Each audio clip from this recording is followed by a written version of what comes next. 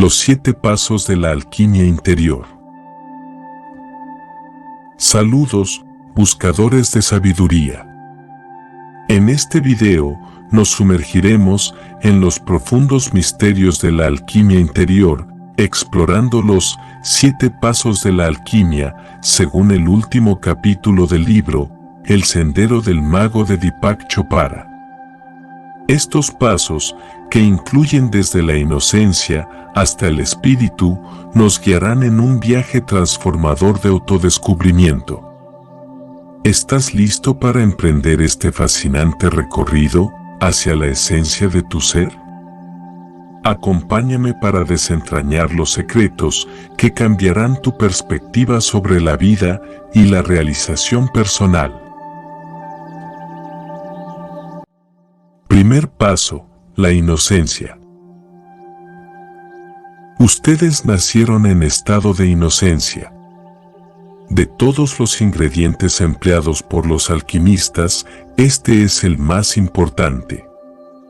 Un recién nacido no cuestiona su existencia, vive en la aceptación de sí mismo, en la confianza y el amor. No escucha todavía la voz insistente de la duda.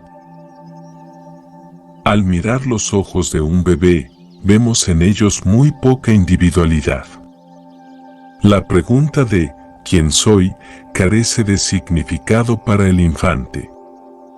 Lo que brilla a través de sus ojos es la conciencia misma, la fuente de toda sabiduría.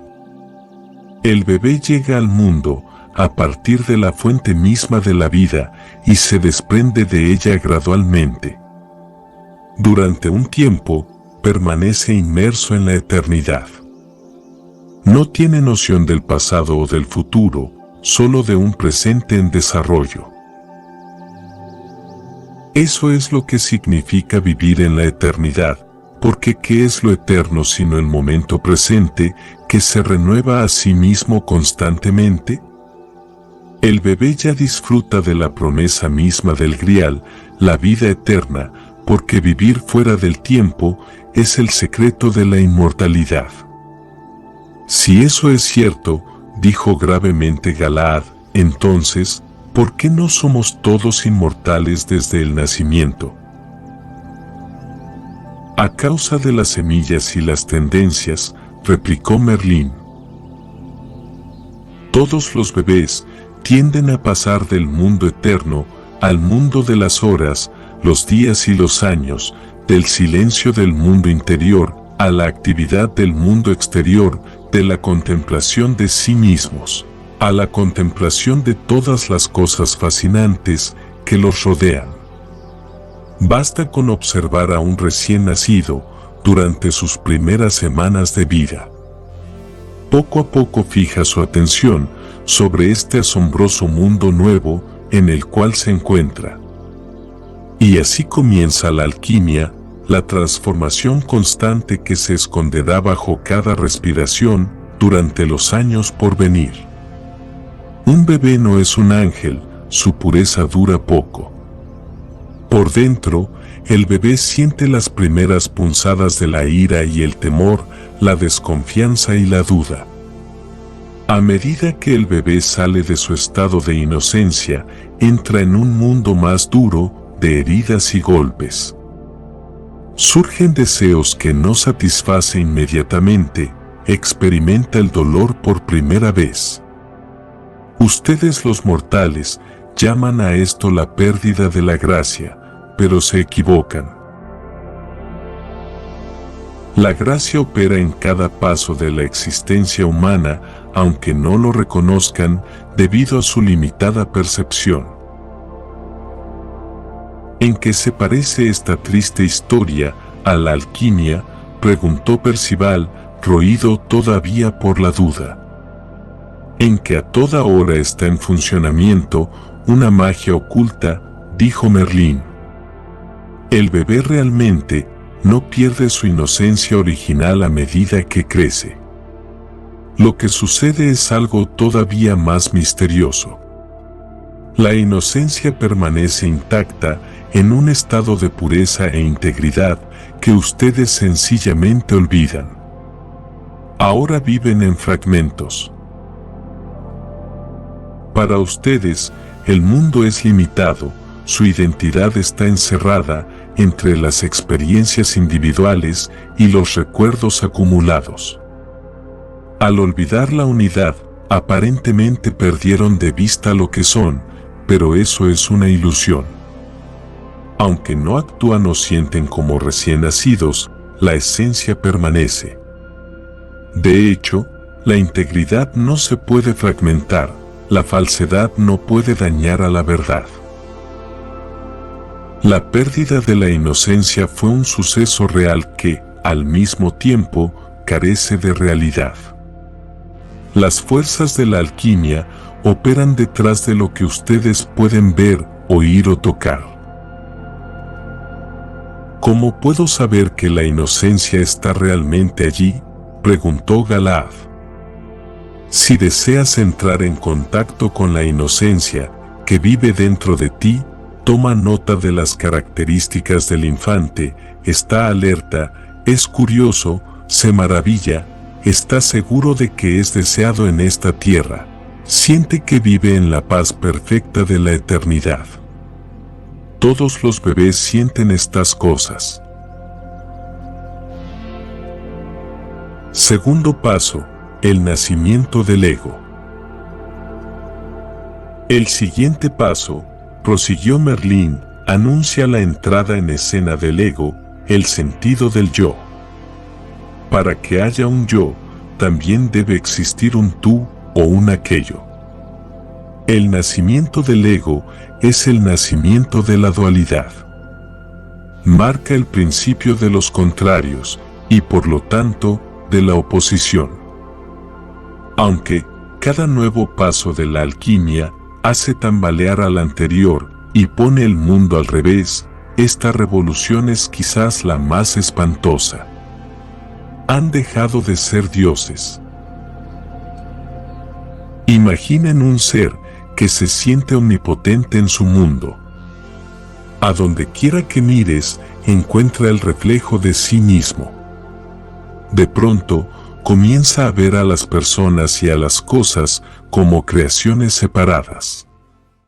Ninguno de ustedes recuerda este suceso aterrador porque ocurrió en la primera infancia. Sin embargo, fue un cambio estremecedor, casi como un nuevo nacimiento. Eran felices como dioses y nacieron a la mortalidad. También fue un nacimiento al dolor, dijo Percival. ¿Era absolutamente necesario este paso?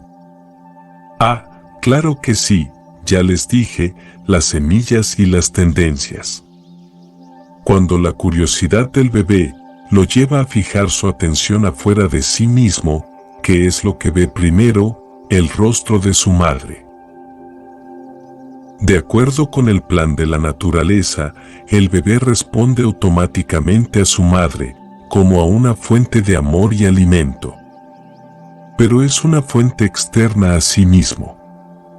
He ahí la trampa, porque por perfecto que sea el amor materno, no es amor propio. Durante muchos años, ustedes suspirarán por la pérdida del amor perfecto, solo para darse cuenta de que el objeto de su nostalgia es el amor por ustedes mismos, antes de que los demás aparecieran en escena. Al principio, no había separación. Cuando el bebé tocaba el pecho de la madre, o su cuna, o la pared, sentía que todas esas cosas eran una sola sensación continua sin divisiones. Pero al poco tiempo, todos los bebés se dan cuenta de que hay algo más aparte de ellos mismos, el mundo exterior. El ego dice, este soy yo, ese no soy yo, y gradualmente comienza a identificar algunas cosas con su yo, su mamá, sus juguetes, su hambre, su dolor, su cama. Tan pronto como emergen las preferencias, se perfila todo un mundo que no es él, no es su mamá, no son sus juguetes, y así sucesivamente. No puede recordar ese nacimiento, como tú lo llamas, dijo Percival. Pero si lo que dices es cierto, entonces fue en ese momento cuando comenzó la búsqueda del Grial. ¿Dónde más podría comenzar, sino en la separación? Sí, mientras ustedes los mortales se sentían divinos, no había necesidad de salir a recuperar la bendición de Dios, coincidió Merlín. Pero en la separación comenzaron a buscarse a sí mismos en los objetos y los sucesos. Perdieron la capacidad de verse a sí mismos como la fuente verdadera de todo lo que es. Para el bebé, no era equivocado sentirse la fuente de la vida. Pero a medida que comienza a explorar el mundo exterior y a fascinarse por sus objetos, liga su felicidad a ellos. Esto es lo que denominamos referencia al objeto, la cual reemplaza la autorreferencia presente en el bebé. Y este paso no se pierde también a medida que el niño continúa avanzando, preguntó Galaad. Nada se pierde nunca. El nacimiento del ego dio lugar a los aspectos que todavía pueden percibir en ustedes mismos: el temor al abandono, la necesidad de la aprobación, la necesidad de poseer, la angustia ante la separación, la preocupación por sí mismos, la autocompasión. Desarrollaron adicción por el mundo y continúan siendo adictos porque ya no pudieron sentir la plenitud de la misma manera simple como la siente un bebé. Pero no se desesperen, porque bajo esos cambios había una fuerza más profunda en funcionamiento. Tercer paso: el nacimiento del realizador. Una vez que ustedes los mortales tienen ego, continuó Merlín, tienen un mundo allá afuera y surge una nueva tendencia, la necesidad de salir al mundo y realizar cosas. Las primeras señales de este cambio son primitivas. El bebé desea agarrar y sostener las cosas, desea explorar por sí solo, pero siempre asegurándose de que su madre esté cerca.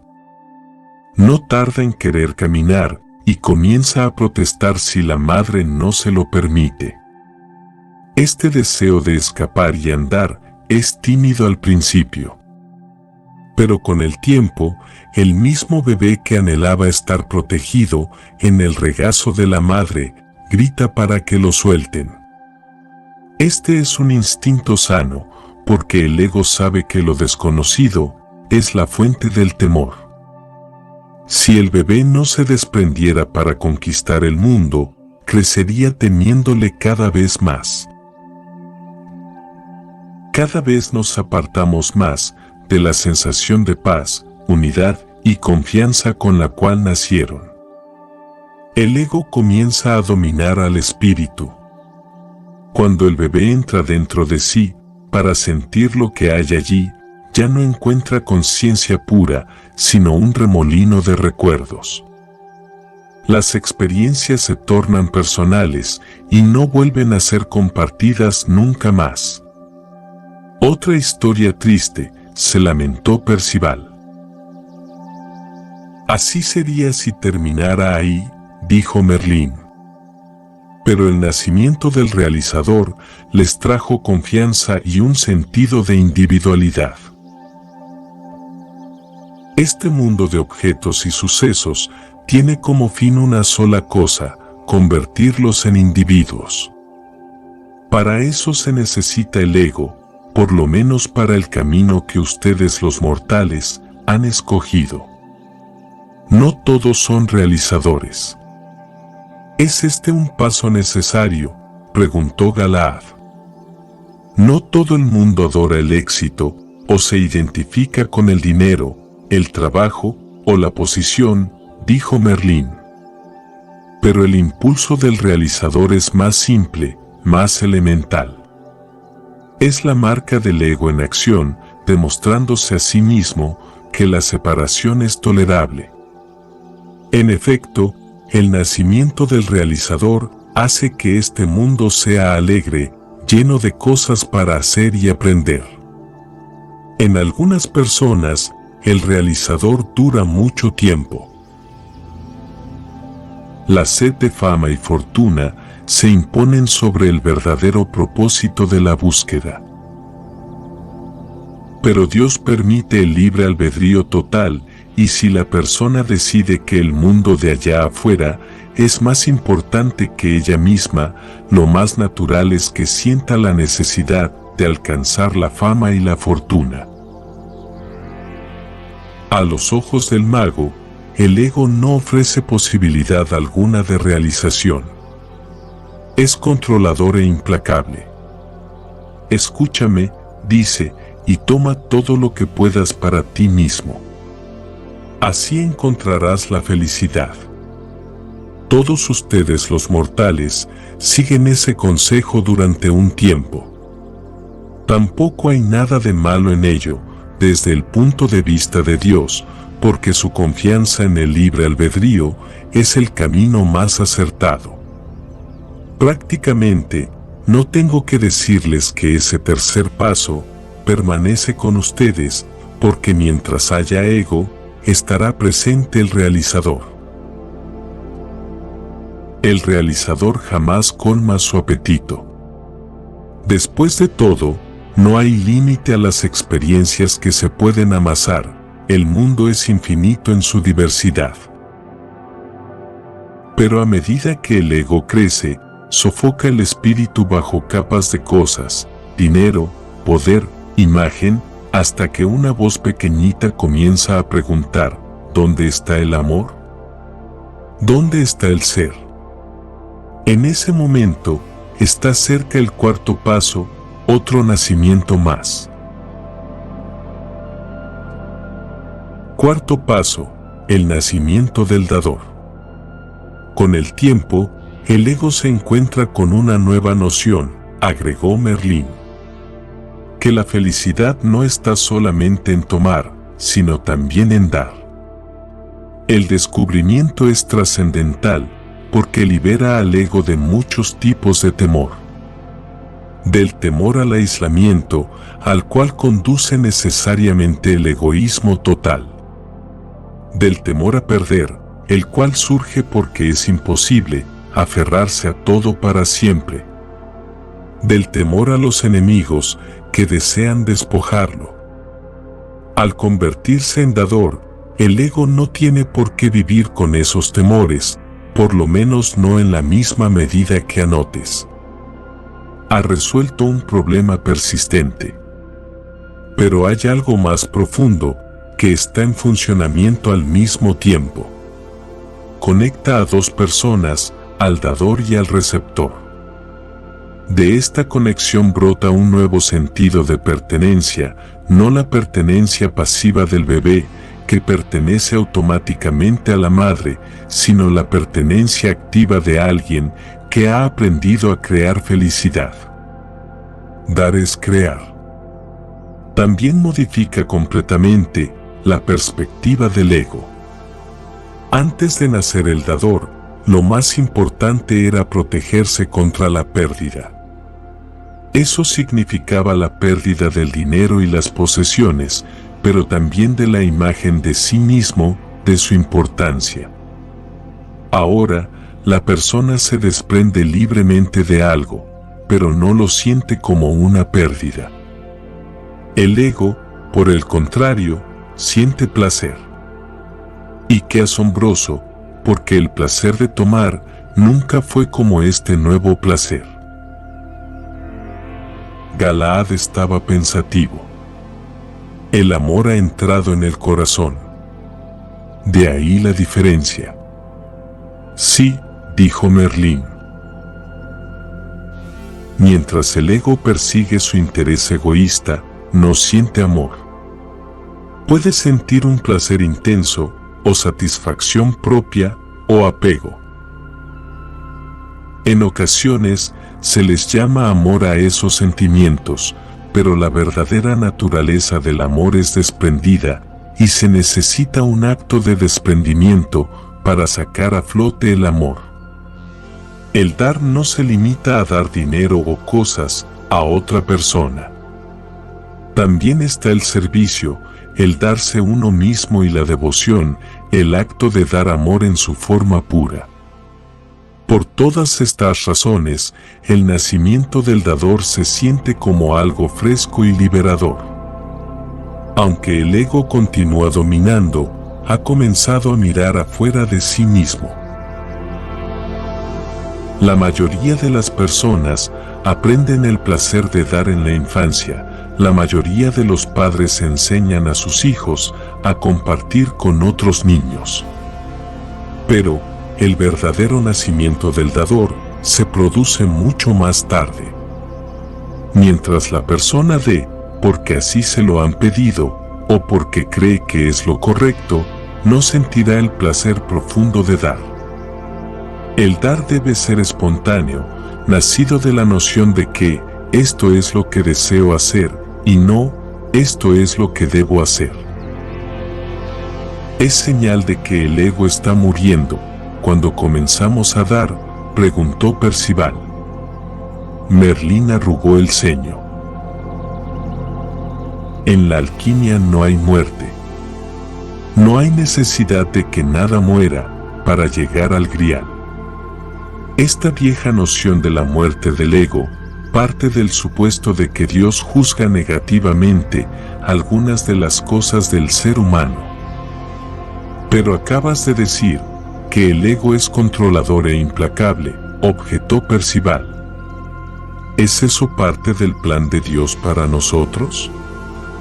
El plan de Dios es que ustedes se encuentren a ustedes mismos, dijo Merlín. No están destinados a llegar simplemente a una meta fija. Si desean explorar cómo es el egoísmo, o la ignorancia, o el instinto asesino, o la carencia total de fe, Dios permite todas esas experiencias. ¿Por qué no habría de hacerlo, puesto que no son juzgados? Ninguna de sus actuaciones es buena o mala a los ojos de Dios. Pero eso es espantoso, dijo Galaad. ¿Estás diciendo que un asesino y un santo son iguales? Son iguales si el pecador y el santo son solo máscaras tras las cuales se ocultan las personas, replicó Merlín. El santo en esta vida puede ser el pecador en otra, y quien peca hoy puede estar aprendiendo a ser un santo mañana. Todos esos papeles son ilusiones a los ojos de Dios. No estoy diciendo que deban obligarse a ver las cosas de esta forma. Pero me solicitaron orientación y estoy aquí para mostrarles lo que les espera en el camino. Quinto paso: el nacimiento del buscador.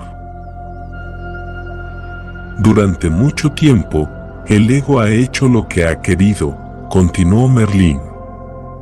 La pregunta, ¿qué es lo mejor para mí?, ha predominado por encima de todas las consideraciones.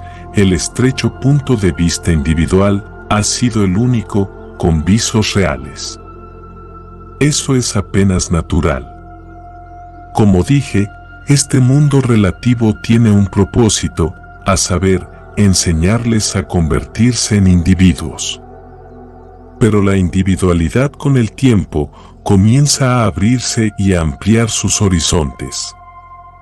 Podríamos predecir que, dado el libre albedrío, los seres humanos se limitarían a regodearse en un egoísmo cada vez mayor.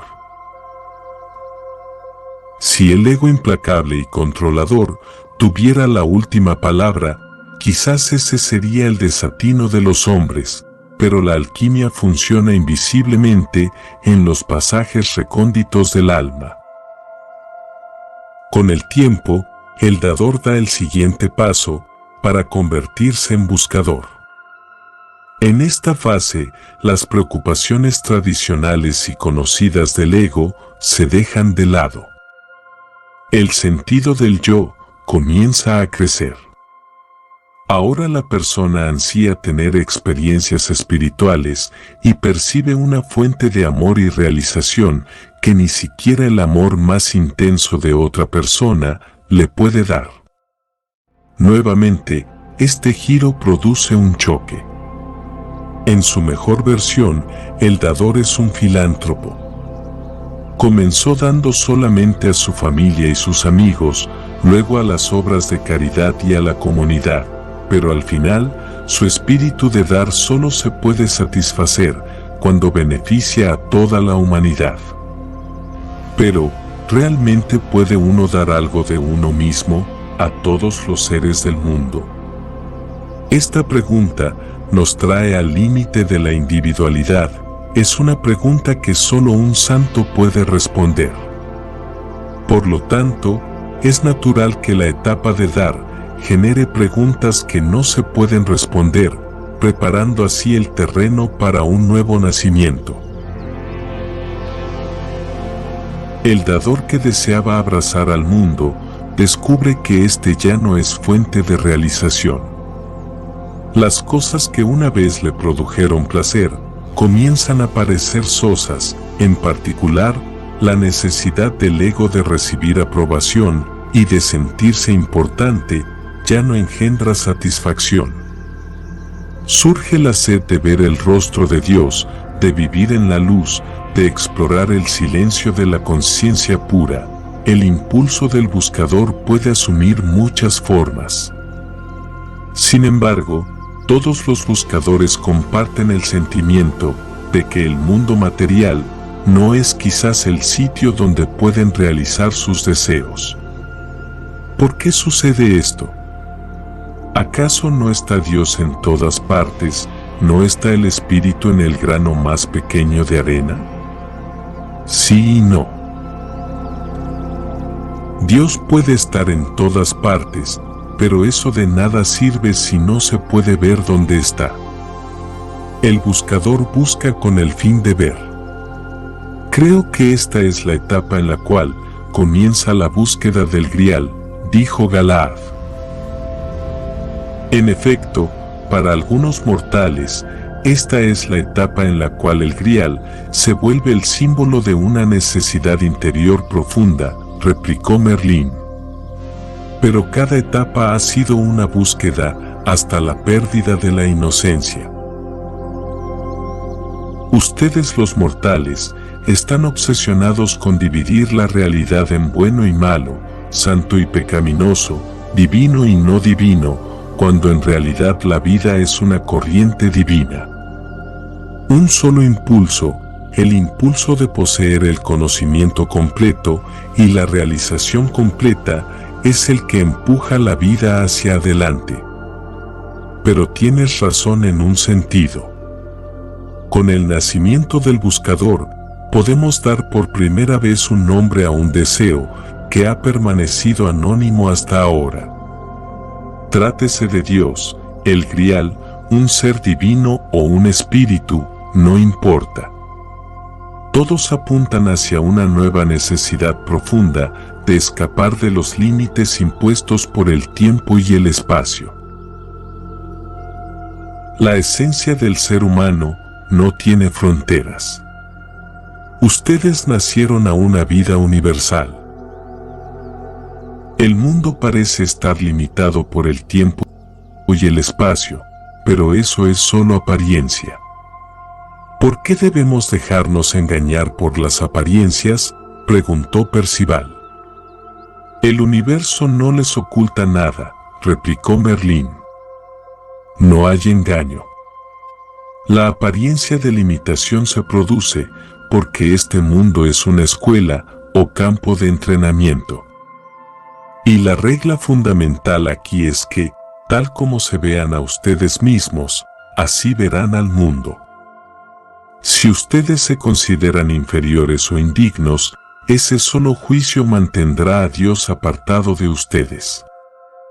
Podrán decir que desean a Dios, pero al mismo tiempo mantendrán esos juicios en su contra. Entonces Dios permanece alejado, musitó Galaad con tristeza. Y la búsqueda del Grial no termina jamás. Merlín lo miró con simpatía. El espíritu no podría mantenerse apartado, aunque ustedes lo desearan, porque todo es espíritu. No hay sitios secretos donde él no habite. En lo que a él concierne, no hay nada de malo en ustedes. Déjenme hablarles más acerca del buscador, porque esta es la etapa de la alquimia que atrae al mago hacia ustedes, y también es la etapa para la cual los mortales están menos preparados. Desde que eran lactantes, ustedes han deseado cada vez más cosas. El buscador es simplemente aquel cuyos deseos se han ampliado hasta el punto de no estar satisfecho, sino hasta que se encuentre frente a frente con Dios. Este deseo no es más elevado que el de querer juguetes, dinero, fama o amor. Los juguetes, el dinero, la fama y el amor eran el rostro de Dios cuando eran lo más importante para ustedes. Cualquier cosa que en su opinión pueda traerles la paz y la realización es su versión de Dios. A medida que maduran de una fase a la otra, se acercan más a la verdadera meta, su imagen de Dios se hace cada vez más verdadera, más cercana a su naturaleza de espíritu puro.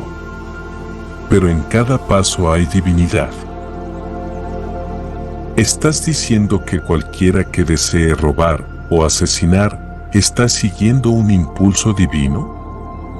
Después de todo, esos también son deseos, anotó Percival. El amor es universal, y por lo tanto, no toma partido, replicó Merlín. Es probable que al ego no le agrade este hecho y diga, merezco el amor de Dios, pero esa persona que está allá no. Dios no ve las cosas así. El ladrón provoca la pérdida de los bienes, el asesino provoca la pérdida de la vida.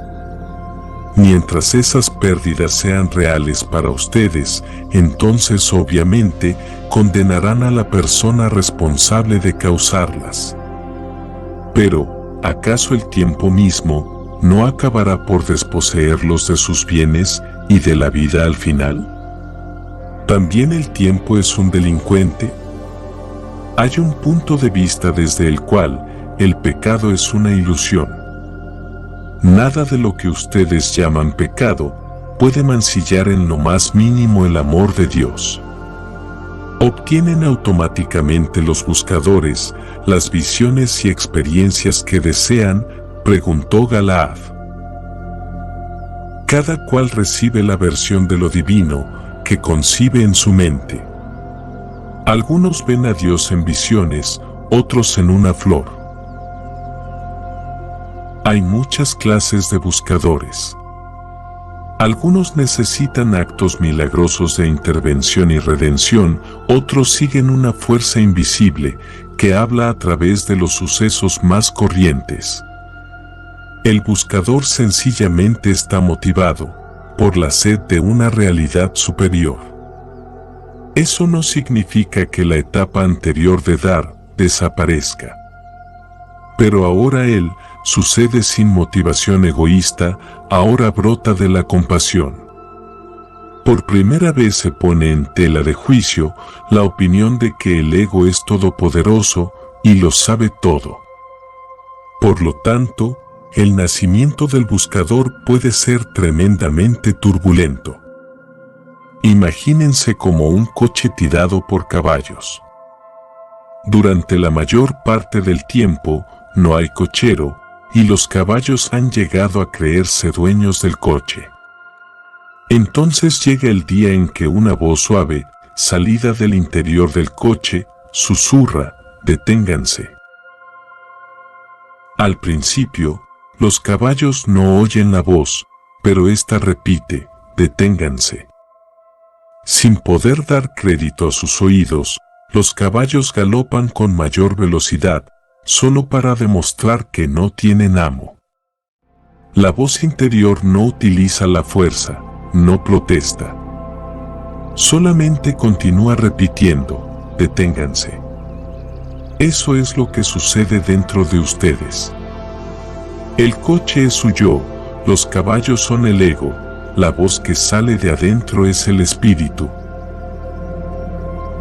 Cuando el espíritu se anuncia en escena, al principio, el ego no escucha porque está seguro de su poder absoluto.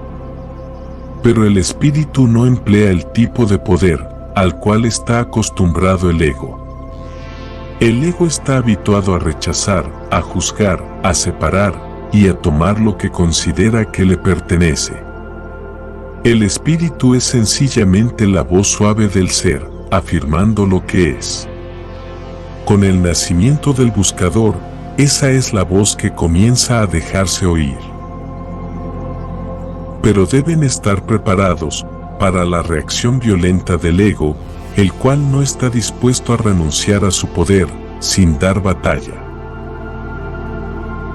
¿Cómo puede terminar esa batalla si el espíritu no tiene poder?, preguntó Percival. Dije que el espíritu no utiliza el poder al cual está acostumbrado el ego. Con el tiempo aprenderás que él no es otra cosa que poder, un poder de infinito alcance. Es un poder organizador que mantiene en perfecto equilibrio a todos y cada uno de los átomos del universo. Comparado con él, el poder del ego es absurdamente limitado y trivial.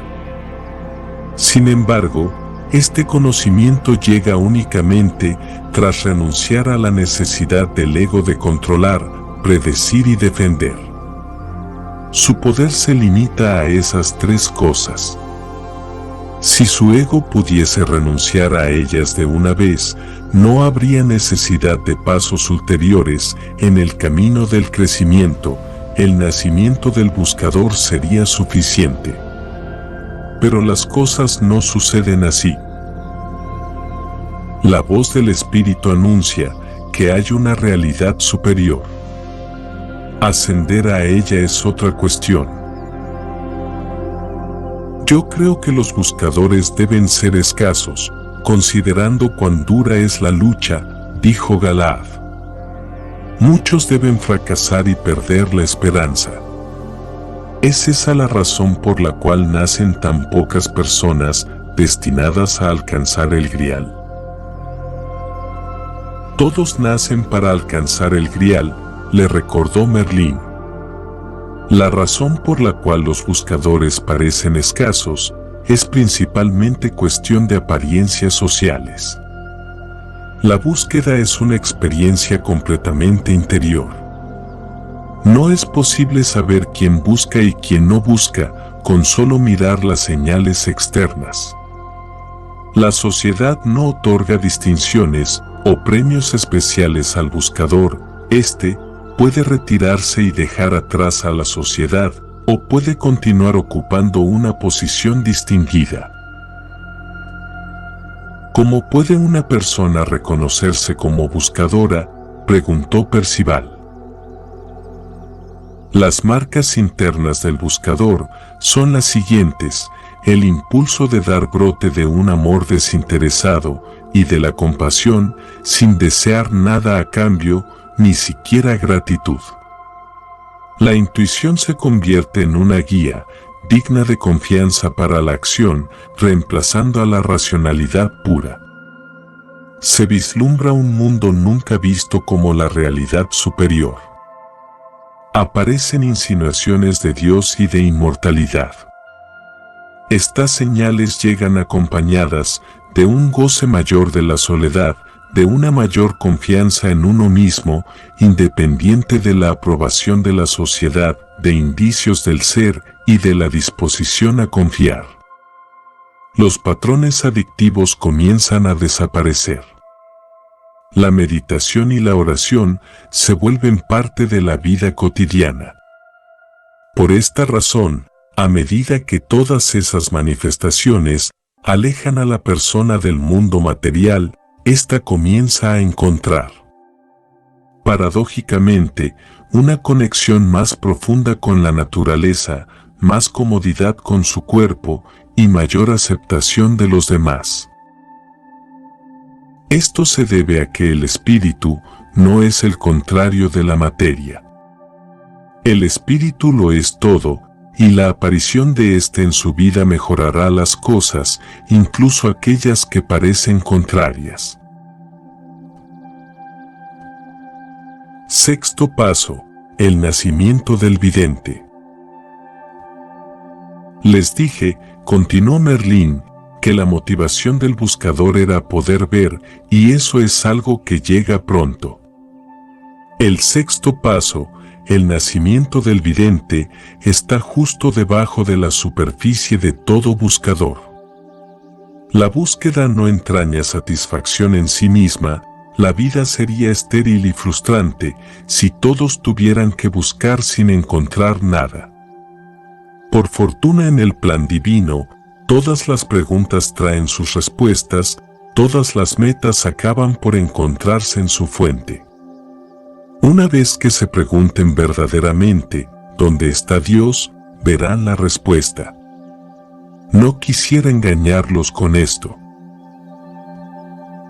El nacimiento del vidente es tan revolucionario como cualquiera de los pasos anteriores. Marca el final del ego, el final de toda identificación externa. Imaginen sus vidas como un cuadro en movimiento, proyectado sobre una tela blanca.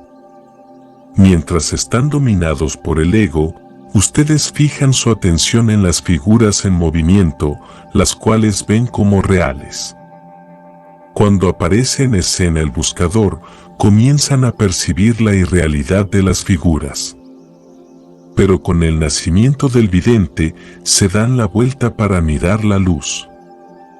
Ahora ven la imagen de ustedes mismos, como realmente es, una proyección débil hecha real, por la aguda necesidad del ego de dar importancia a la mente y el cuerpo, atrapados en el tiempo. El vidente ve más allá de esa motivación y ya no le cree. En lugar de verse a sí mismo como un hogar de carne y hueso para el espíritu, un fantasma dentro de una máquina, se da cuenta de que todo es espíritu. El cuerpo es espíritu entretejido, en una forma que los sentidos pueden ver, sentir y oler. La mente es espíritu en una forma que se puede oír y comprender. El espíritu mismo, en su forma pura, no es ninguna de estas dos, y se percibe únicamente a través de una intuición agudizada. Han oído la frase: quienes lo conocen no hablan de él, quienes hablan de él no lo conocen. Ese es el misterio del espíritu. Pero, ¿acaso no estás hablando de él ahora mismo?, inquirió Galaad, confundido. No en la forma como ustedes creen. Cuando hablo de una piedra, ustedes la pueden ver y tocar. Cuando hablo del espíritu, estoy apuntando a un mundo invisible. Desde ese mundo vuelan hacia nosotros flechas de luz para encender nuestras almas, pero no podemos devolver flechas de pensamiento. Eso suena muy misterioso, murmuró Percival. Una rosa sería misteriosa si solamente pudieran pensar en ella, sin experimentarla jamás. El espíritu es una experiencia directa, pero trasciende este mundo. Es silencio puro, que desborda potencial infinito. Cuando ustedes adquieren conocimiento sobre algo, adquieren conocimiento sobre una cosa.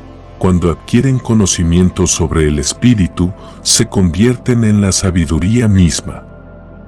Todos los interrogantes desaparecen, porque se encuentran en el seno mismo de la realidad, donde todo sencillamente es. Cuando la mirada del buscador cae sobre algo, sencillamente lo acepta como es, sin juzgar. No existe la necesidad del ego de tomar, o poseer o destruir. Ante la ausencia del temor, esas motivaciones no se presentan porque la necesidad de poseer emana de la carencia. Cuando no hay carencias para llenar, el simple hecho de estar aquí en este mundo, en su cuerpo, es la meta espiritual más elevada que podrían alcanzar. Esta parte del discurso de Merlín tuvo un impacto grande en Percival y Galaad. Habían seguido con atención los primeros pasos, pero el ego, el realizador y el dador ya les eran conocidos. Cuando el mago les habló del buscador, los dos caballeros se vieron a sí mismos como eran en ese momento. Sin embargo, el vidente los llenó de sobrecogimiento, como si fueran exploradores que alcanzaban la cima de una montaña y miraban un nuevo horizonte anhelado de tiempo atrás, pero nunca antes experimentado. «Deseo ser ese vidente del que hablas», dijo ferviente Galaad. Merlín asintió. «Eso significa que estás listo». Para el mago hay solamente 3 clases de personas: las que aún no han experimentado el ser puro, las que ya lo han probado, y las que lo han explorado completamente. Tú ya has probado y deseas explorar. Para ti, este mundo comenzará a desaparecer como algo sólido, para fundirse en la luz abrasadora de ser. En una tierra lejana llamada India, dicen que la vida corriente palidece ante Dios, como una vela que parecía brillante en la oscuridad, pero se torna invisible ante el sol del mediodía. Merlín se dirigió entonces a Percival. Y a ti también te incluyo en esta etapa, sin importar la manera como crees que te juzgué. Percival se sonrojó y luego tartamudeó: ¿cómo será esa nueva vida? Como siempre, se sentirá como un nuevo nacimiento. El vidente se diferencia del buscador en que ya no tiene que tomar decisiones y escoger. El buscador todavía está inmerso en la ilusión, en la medida en que va por ahí diciendo: aquí está Dios, aquí no está Dios. El vidente, por su parte, ve a Dios en la vida misma. La larga lucha interior ha terminado por fin y el guerrero puede dejar atrás sus fatigas. En lugar de la lucha, experimenta que todos sus deseos se cumplen con naturalidad y sin esfuerzo. No hay señales externas que nos permitan reconocer a los videntes, pero en su interior ellos se sienten abiertos y a gusto. Permiten que los demás sean como son, lo cual es la forma más elevada del amor. No les ponen obstáculos a los demás y tampoco a los acontecimientos, y han renunciado a todo sentido del yo. Séptimo paso: el espíritu. Es difícil pensar que pueda haber una etapa superior de la vida, dijo Galaad, al cabo de un momento, profundamente conmovido por la descripción del vidente. Ten cuidado con esa palabra superior, le advirtió Merlín. El ego es el que tiene necesidad de lo superior y lo inferior. La meta de tu vida es la libertad y la realización. A la realización se llega únicamente al conocer a Dios, tan completamente como Él se conoce a sí mismo. Ustedes los mortales tienen una sed constante de milagros, pero yo les digo que el milagro más grande son ustedes, porque Dios les ha dotado de esa capacidad única de identificarse con su naturaleza. Una rosa perfecta no siente que es una rosa. Un ser humano realizado sabe lo que significa ser divino. ¿Es posible describir ese estado?, preguntó Percival. Es el séptimo y último paso de la alquimia, el espíritu puro. Cuando llega, el vidente se da cuenta que lo que parecen ser la dicha y la realización totales, todavía pueden ampliarse. Porque llegar a la presencia de Dios no es el final de la aventura sino el principio. Comenzaron en la inocencia y así terminarán. Pero esta vez la inocencia es diferente porque habrán adquirido el conocimiento pleno, mientras que cuando eran bebés, la inocencia era apenas un sentimiento.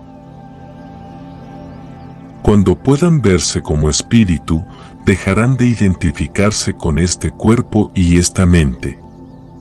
Al mismo tiempo cesarán también los conceptos de nacimiento y muerte. Serán una célula en el cuerpo del universo y ese cuerpo cósmico será tan íntimo como lo es ahora su cuerpo físico. Esto es lo más que puedo decirles acerca de la manera como se siente el mago, porque mago es solo otra palabra para describir la séptima etapa.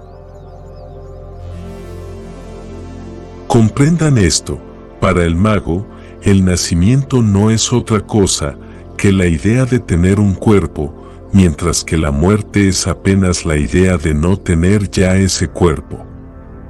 Puesto que los magos no están sujetos a la ilusión del nacimiento, cualquier cuerpo que asumen es considerado un patrón de energía y cualquier mente un patrón de información. Estos patrones cambian eternamente, van y vienen. Pero el mago mismo está más allá del cambio. La mente y el cuerpo son como habitaciones en las que decide vivir, pero no todo el tiempo.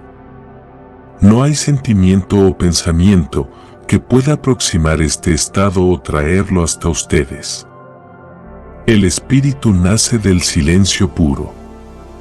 El diálogo interno de la mente debe cesar y no reiniciarse nunca, porque ya no existe aquello que dio lugar al diálogo interno, la fragmentación del ser. Su ser estará unificado, y así como el bebé del principio, no sentirán duda, vergüenza o culpa. De la necesidad de dualidad del ego, brotó un mundo de bien y mal, correcto e incorrecto, luz y sombra. Ahora verán que los contrarios están fusionados. Ese es el punto de vista de Dios, porque a donde quiera que mira, se ve a sí mismo. Si creen que esta meta es demasiado elevada, o se encuentra demasiado lejos, les diré un secreto, aunque crean que pasaron por los 7 pasos de la alquimia, estando aún presentes desde el comienzo. En la inocencia estaba la totalidad de Dios, como lo está también en el ego, en el afán de realizar, en el dar o en la búsqueda. Lo único que cambia realmente es el foco de atención. En su ser están todos los aspectos del universo, tan completos y eternos como el universo mismo. Pero aún así, el nacimiento al espíritu es un suceso tremendo. A medida que madure la unidad, se familiarizarán cada vez más con la divinidad, hasta que finalmente podrán experimentar a Dios, como un ser infinito que se mueve a velocidad infinita, a través de dimensiones infinitas.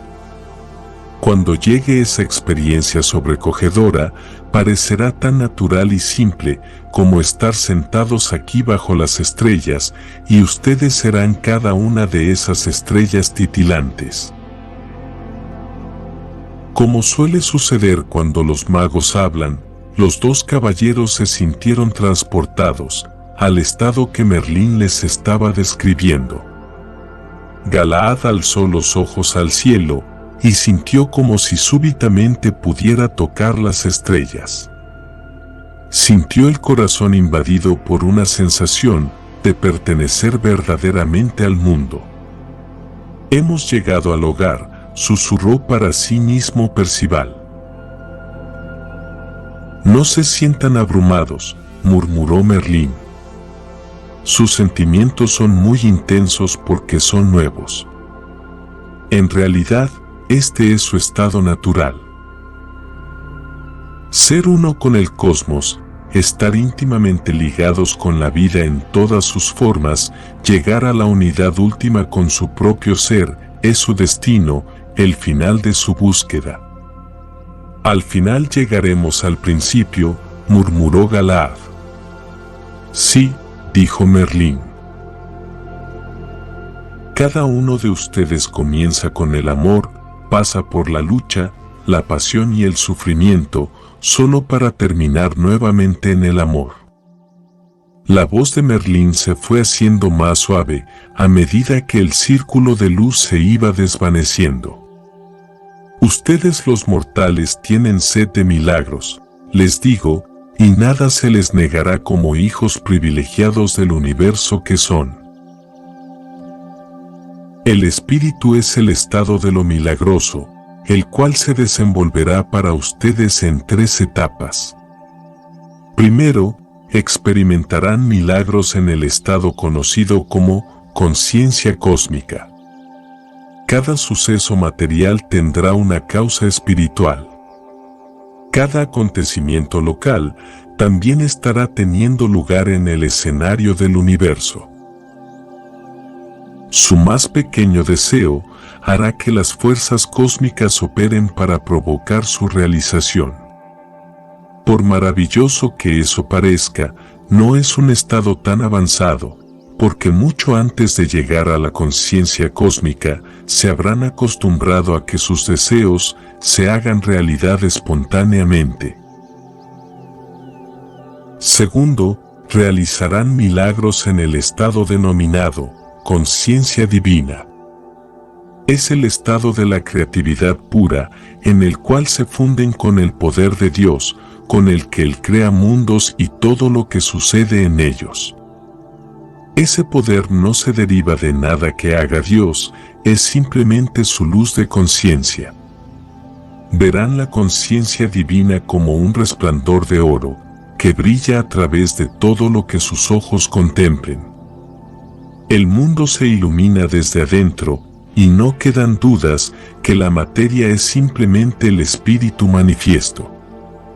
En la conciencia divina se verán a sí mismos como lo creado, no el creador, como el dador de vida, no el receptor. Tercero, se convertirán en el milagro, en el estado denominado conciencia de la unidad. Ahora, cualquier diferencia entre el creador y lo creado ha desaparecido. Su espíritu se fusiona con el espíritu de todo lo demás. Su retorno a la inocencia lo abarca todo porque, al igual que el bebé que toca la pared o la cuna y solamente se siente a sí mismo, verán cada acción como espíritu, volcándose en el espíritu. Vivirán en total sabiduría y confianza. Y aunque parecerá que todavía viven dentro de un cuerpo, este será solamente un grano de ser en las playas de ese océano infinito de ser que son ustedes. Los caballeros no tenían idea de cuánto tiempo había transcurrido desde que Merlín comenzara a hablar. Se sentían elevados a un espacio donde las esferas de ser se abrían una tras otra como los pétalos de una flor. Y cuando la última se abrió, pudieron ver en su interior un diamante casi translúcido, rotando en el centro. ¿Qué es eso?, quiso saber Galaad, pero no se atrevió a preguntar. «He ahí el grial», susurró Merlín.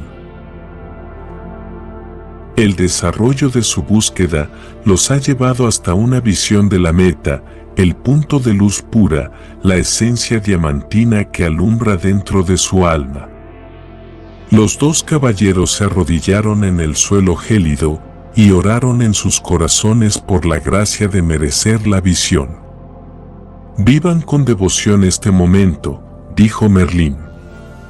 «Los he traído hasta aquí, motivado por su deseo más profundo, pero ahora deberán conquistar ustedes mismos el verdadero grial, no solamente su visión». «El verdadero grial», murmuró Percival.